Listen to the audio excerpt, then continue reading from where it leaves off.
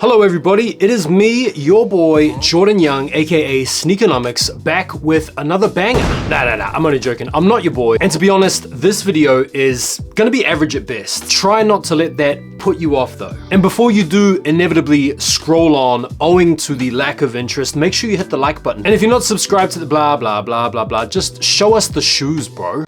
Okay, so today I'm gonna be running through 10 of my best sneaker pickups from 2023 so far. So starting it off at number 10, we have these, the Adidas Bad Bunny Campus in the mossy green colorway. Now this year has been a big year for Adidas and the Campus, and I honestly think this collab is a W. Campus silhouette is really simple, with these little Bad Bunny touches like the double tongue, the double heel, the really premium quality feeling materials. It just feels like a really solid collab sneaker. I'm a big sucker for green, and whilst I haven't actually broken this particular pair out, I think this is going to be a brilliant colorway to crack out in the autumn and winter months upcoming. So that is my number 10. Coming in at number 9, it's the Jordan 1 Low Black Cement, or the Elephant, I can't remember the exact name, and these are a little bit of a sleeper pair in my opinion. They're still sitting in a lot of places. They're probably going for retail or near enough under at this point. A lot of people aren't really rating these, and that's fantastic, to be honest. I feel like the Jordan 1 Low is a really wearable sneaker for the summertime especially. I've already worn these a couple of times and they're pretty comfy, easy to slip on, easy to kick off, really casual shoe. I feel like the elephant print works really well on a low top sneaker. Sometimes it can feel like it's doing a little bit too much, but I feel like in this particular blocking with this sort of style, it's doing just enough, and they remind me of the Supreme SBs. That's why I'm a big fan of them. Next up, we've got one of the best retros of the year, and a sneaker that would go absolutely perfect with this Steelers jersey that I've got on right now, the Jordan 4 Thunder. I feel like this is a really good retro. What I like about these is they've actually updated the shape and made them a little bit more commensurate with the OG 4 shape. So these are actually the 06 Lightnings, the originals, and you can see the massive difference in terms of the upper. Jordan 4s from the sort of mid 2000s had the banana boat shape to them, whereas these look a lot better. They're a little bit beefier in terms of the construction up top. It's just a well executed retro, and the quality control was decent on my pair, so very happy to have these back in the collection again. And number 7, it's another Adidas. It's the other Bad Bunny Campus. This one, the chalk white colorway. These came out, I want to say, right at the end of January, and these have also been sitting. I feel like this whole Bad Bunny Campus series is being a little bit slept on. And this particular colorway is just so clean. Like in hand, I've got to say, I don't want to be that guy that says in hand they hit different, but in hand, they just hit different, man. Super easy shoe to wear. I've worn these a few times already, and it's because I've been sort of thrashing these ones out that I haven't yet broken out the mossy greens. Bad Bunny definitely killed it on these. Now, I would never have thought to actually put this sneaker on this list, but I actually wore these all day the other day, and I just enjoyed wearing them so much that I figured they have to feature. It's a pair of Crocs, for goodness sakes, the Salehi Horchatas. Again, you guys can check out my review on these. I've never been the type of dude to take Crocs seriously. I've always kind of hated on them, but I gave way to the hype. I ordered a pair, I reviewed them, I've worn them a few times now, and I've got to say, I just really enjoy wearing them. They're so casual, they're very comfy. I feel like the style and design of these Salehis is pretty cool, and it's just cool to have a shoe that you can pretty much potter around the house in, do some gardening in, and then actually go out in and not look like a complete tool. So yeah, consider me Croc converted.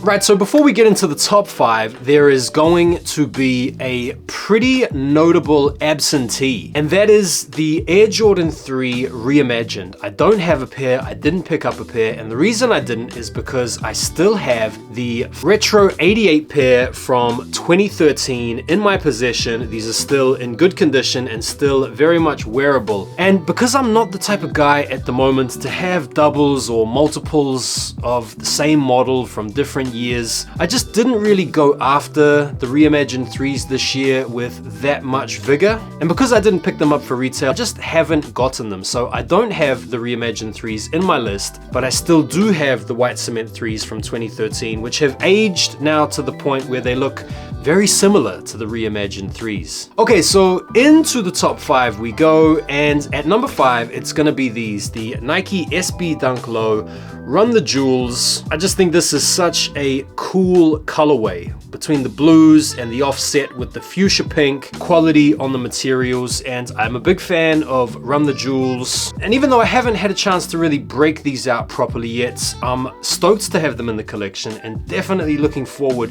to breaking these out. Coming in at number 4, it's the Air Max 95 Cortez. Now I only have a couple of pairs of 95s, or as we call them here in the UK, 110s, bruv. Man call these 110s, you get me? And so what I like about these is they very much represent London, which is a place that I've called home now for pretty much 20 years. I think the collaboration is awesome considering Cortez and Nike have got a little bit of a tumultuous past. And the quality on the sneakers is really good. I mean, the leathers are really nice. The use of the netting is really cool. And this particular colorway, the Pink tings, bruv, is just bang on. So big fan of the Cortez collab. I'm tempted to get the gutter greens as well, but prices have actually jumped up a lot on these. I got these pretty cheap actually on the resale market. I got these for £220 DS not long after they dropped, and now prices are up like $320, $340 for these. All right, into the top 3, and at number 3 it's the Nike SB Dunk Low Fly Streetwear collab. Big fan of this shoe. I think the colorway is really simple, but it's the little bits and pieces inside the design language that I really like. The intricate designs, the Gardenia logo on the back, the metal clasp on the swoosh. It's one of those shoes that has a lot of levels of storytelling to it, and the quality is really good. Colorway is clean and simple. Big fan of this sneaker. Coming in at number 2, it's the SB4s. So much hype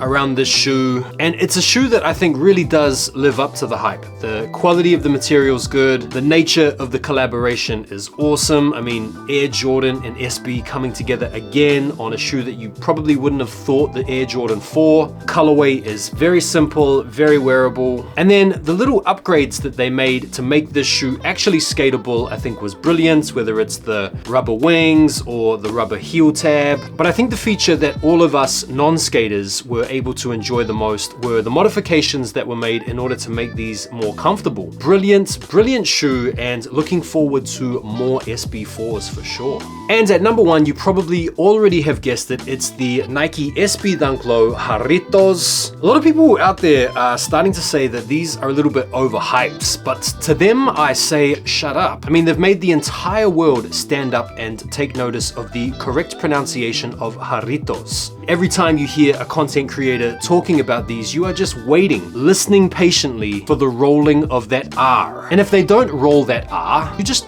shake your head a little bit and think, man, you don't deserve those. Anyway, I think these are brilliant. I think the colorway is just doing enough, not too much. I think the storytelling is bang on with the burlap material that wears away, or you can cut out to customize them to your own personal taste. The logo at the back, the tongue, the insoles, like they've got just enough detailing to make them cool, but they're not trying too hard or doing too much with it. So in my opinion, it's a knockout collab. Comfortable shoe as well. I've already worn these like 3 or 4 times. Prices have gone a little bit bananas on these, and I think they're going to continue to keep going up considering just how wearable these are. And there we go. Those are my top 10 sneaker pickups that have released so far this year. 7 Nikes, 2 Adidas, 1 Crocs, 2 Jordans. Most of them are collabs, call me a hype beast. But yeah, I'm pretty happy with them. I think it's a nice collection and sort of reflects this year. I don't think this year has been the craziest so far to sneakers, but here's to a good finish to the year, and I'll be interested just how many of these will make the final countdown at the end of the year. Guys, if you've made it this far in the video, I'd like to commend you for getting through it. No, I'm only joking.